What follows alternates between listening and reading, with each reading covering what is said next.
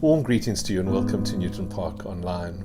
2 weeks ago, as part of our sermon reading, our reading included that bit when Moses saw an Egyptian slave master beating a Hebrew slave, and so Moses went and killed the Egyptian and buried him in a shallow grave. We didn't linger on that part of the story. Instead, we moved on to talk about the cries of God's people 2 weeks ago. But it is, though, such an interesting part of the Moses story that I decided to come back to Moses the murderer this week. And a part of the intrigue is that Scripture doesn't appear to have any particular moral qualms with Moses' behavior. It doesn't get dwelt on. The only person who really seems angered or abhorred by Moses' behavior is Pharaoh, but everyone else seems to be relatively quiet about it. Now remember that this is the Moses who will become Israel's lawgiver. He will be the bearer of the Ten Commandments while they're still hot off the press, as it were. And one of those Ten Commandments says, do not intentionally kill anyone. And yet, as I've said, Scripture appears to be very forgiving. And if not forgiving, one might say sufficiently deliberately careless about this contradiction between the lawgiver and murder. And I think that's probably because, for those who are writing the story of Exodus, Moses comes as something of a freedom fighter for the people of Israel. Because, and we won't go down this line too far, but the harsh reality of the story is that other Egyptians are going to, as we read on in the story, other Egyptians are going to die because of their continued cruelty towards the Hebrews. We know the story about the Red Sea, we know the story about the plagues. And so in many ways, Moses, the murderer, is really the one who strikes the first blow in what becomes a form of a battle for the freedom of Israel. We'll touch on the ethics of Moses as a murderer on occasion through our sermon today. But for now, I want to ask that we can jump out of that and into the New Testament to the words of the Apostle Paul. Romans 12 is made up of a gathering of lots of little statements, and here are two of them that are related to each other that Paul says. He tells us, hate what is evil, hold fast to what is good. Hate what is evil, hold fast to what is good. Now, of course, hate is a very strong word and should always be used cautiously in our language. And hate is also a very deep emotion and is typically connected with the deep pain of our lives, or perhaps sometimes the deep fears of our lives. Here, however, Paul, instead of telling us not to hate at all, which one might expect him to say, instead he encourages us to hate, but to hate what is evil. Paul could have had other words, or did have other words at his disposal, but he chose this word hate. And in fact, to be more accurate about it, the word that he uses would be more like our English word abhor, which means to regard with disgust and with hatred. So Paul's very clear about what he intends here to say we should regard with disgust and hatred any kind of evil. And I want to encourage us, in case it's a hurdle for some, I want to encourage us to come to terms with the clarity of Paul's language. It is a very plain instruction to hate what is evil. And I think it is right that those who follow in the footsteps of Jesus would end up hating some of the things, and one might even say many of the things, which happen in our world today. I hope you can think of a short list just even as I speak now. And so we shouldn't be surprised by the word hate, because there are things which the followers of Jesus ought to hate about evil in our world. Now, to touch a bit on those ethics of Moses just for a moment, the killing of another person is seldom, if ever, justifiable. And to be clear, Moses' killing of the Egyptian was really not morally justifiable, and we'll clarify that a little later. But for the moment, I want to make this point. It does tell us, the fact that Moses had this kind of passion in him, it does tell us something important about him and why God might have called him to do what he ends up doing. Because Moses, as the murderer in this particular context, reveals that he is a person with a very deep sense of justice. And it reveals his deep compassion, because that's really what motivates him.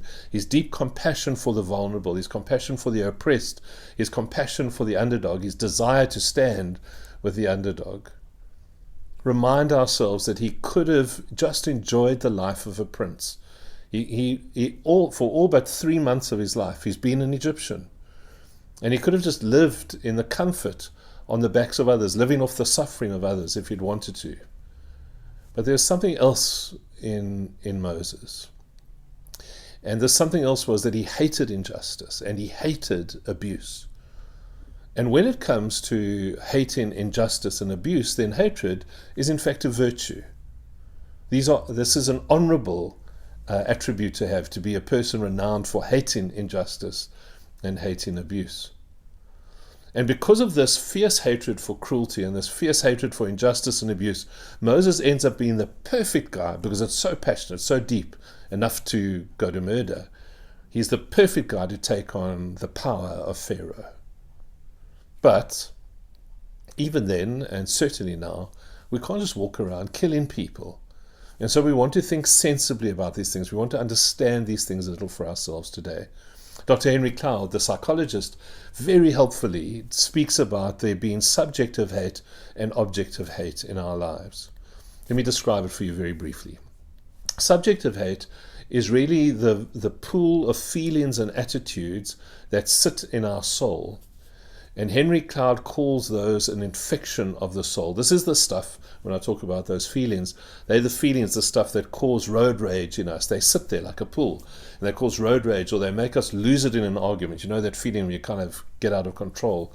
Or it makes us become unreasonable about poor customer service. It's just a plate of food. You don't have to lose your marbles about it, and so on. Subjective hate comes from that pool of deep feelings that go on inside of us. And those feelings are very personal.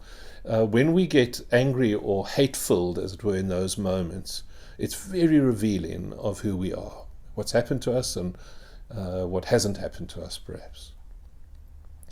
But Henry Cloud makes this distinction. He says, but there is such a thing as objective hate. And objective hate he describes as being the thing which has a protective quality to it. It's the kind of hate that seeks to solve problems, not to create more problems through a whole, losing it moment. Objective hate is the thing that stands against things which breach honorable values, the things that breach our healthy boundaries. There is this thing he calls objective hate. The other part that I think is important to know about objective hate is that it's more often other-centered than self-centered, as subjective hate would be. So it's really focused. Objective hate comes into play when we are mostly wanting to care or protect others. In other words, objective hate will more often than not be employed to protect another person than it is to protect our own egos or dignities or self-interest.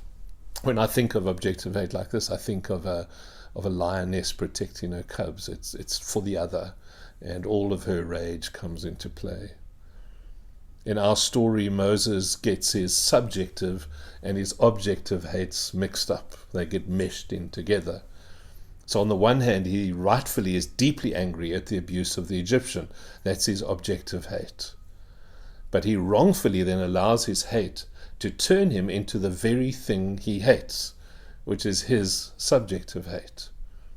In his anger at the Hebrew slave being beaten, Moses goes and beats an Egyptian to death. He does the very thing that he is angry about. And this is the risk for all of us if we ignore the second half of Paul's word to us today. We are not only to hate what is evil, but we are also to cling to what is good. Because if all we do is hate what is evil, we are at risk of becoming the very thing we hate. I've used this as an illustration, and it perhaps isn't so wise because it can get us distracted, but I wonder if I could use it as an observation. So the logic behind the death penalty, and it's a word that gets spoken a lot about in our country with crime as it is, but I want to say the logic behind the death penalty is that to punish people for killing, we argue we should kill some more. And I understand people's deep need for revenge because that's really what the death penalty is. But in fact, it makes no sense at all. It is hating what is evil, but it's not clinging to any kind of goodness. It's just hating what is evil. And we then become the very thing we hate.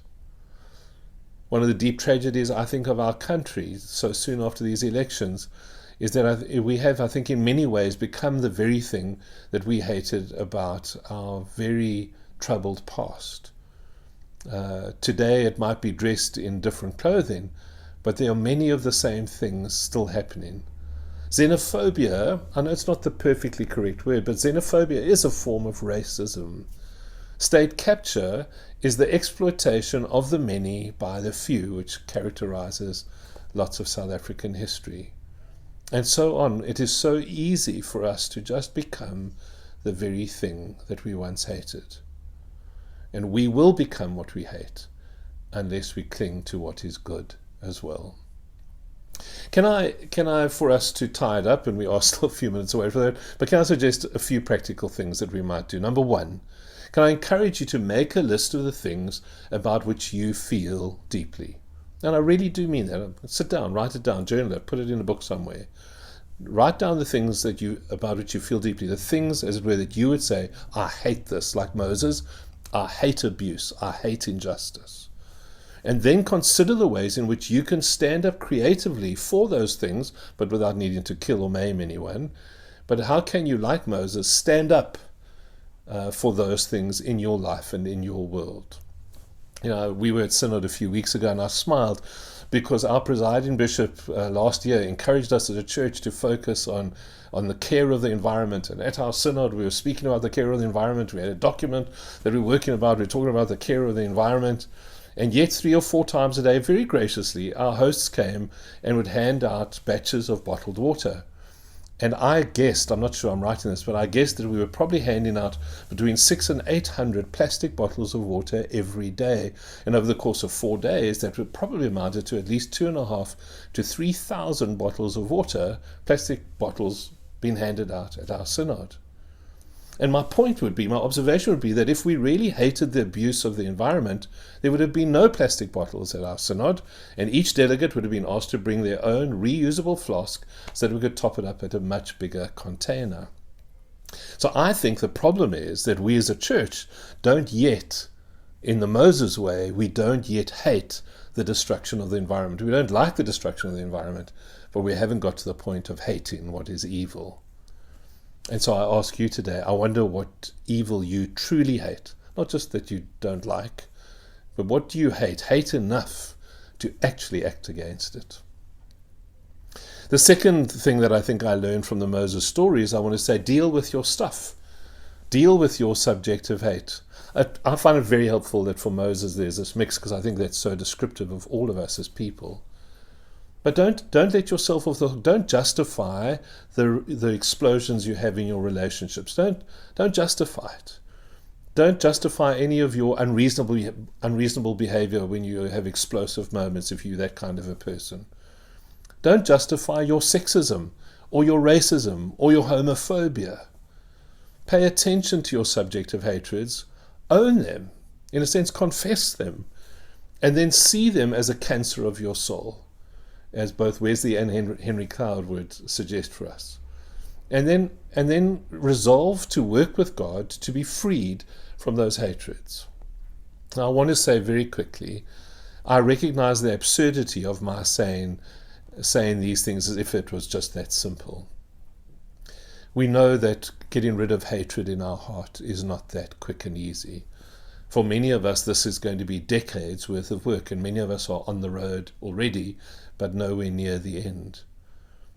Some of us will never be freed from our anger. We will die with anger and hatred in our hearts. I've seen it, and I'm sure you have too. But of this I can be sure today, that if we do not start, we have no hope. But if we resolve that we do want to get rid of our subjective hatreds, we want to release ourselves from them, then we can at least find some hope and make a beginning. And so I'd encourage you today, with a determination in your heart and a prayer in your heart, to cling to what is good and call on God for his help to teach you to hate the right stuff in the right way, to hate the right stuff in the right way. Let me finish with one final observation for us, and I feel deeply about it. And it's a bit like our first observation, but I wanted to keep them apart. And that is, I want to say, could we agree as followers of Jesus, as communities of faith, to give voice to the voiceless? The notable part for me about Moses the murderer was that he seemed to single-handedly have been able to kill that Egyptian.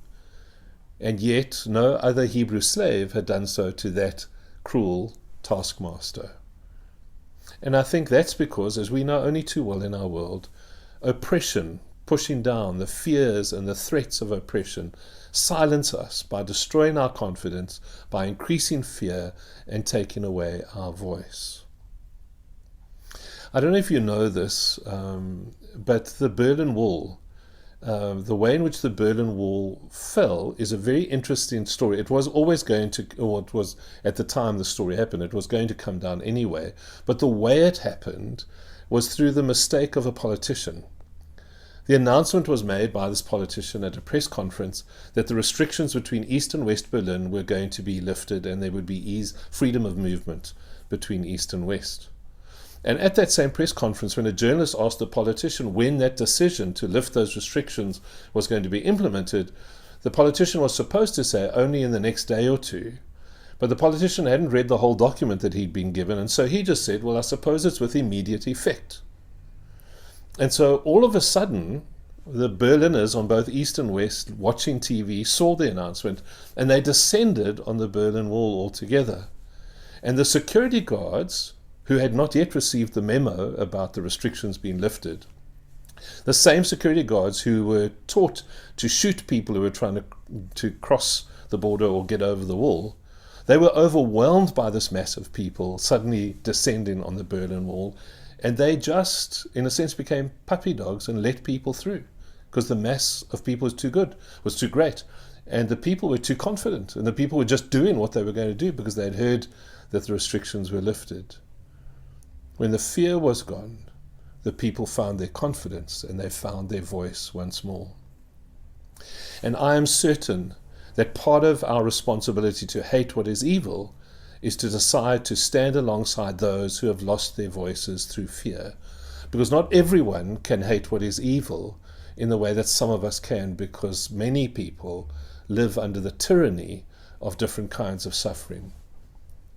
People are silenced by being disregarded in society.